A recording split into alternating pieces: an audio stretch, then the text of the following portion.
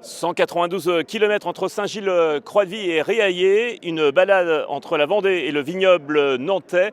Par tradition, la première étape du circuit de la Sarthe se termine au sprint. Que s'est-il passé aujourd'hui? Eh bien, on regarde. 107 coureurs au départ de Saint-Gilles et dès le 8e kilomètre, l'échappée du jour se dessine.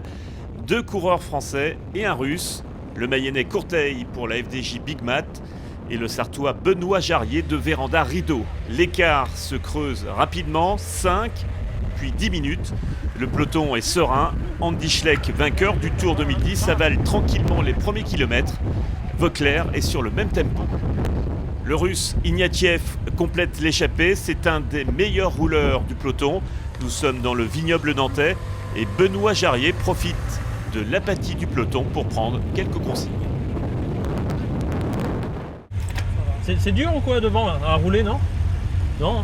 Benoît, je lui dis que on gardait ce qu'on avait prévu au briefing, c'est-à-dire faire les points chauds, et apparemment ça s'est bien passé, mais je pense que c'est pas fini. Le trio sera finalement rattrapé à 24 km de l'arrivée sur le circuit final. On a essayé de bien résister quand même, mais c'est vrai que le russe là, de Katusha était très fort. Il nous a attaqué à 2 tours, lui a résisté presque jusqu'à la fin. Bon, dommage pour lui, mais bon, c'est comme ça. Ignatiev, champion olympique 2004 à Athènes, a donc tenté sa chance en solo. Il sera rattrapé à 200 mètres du final.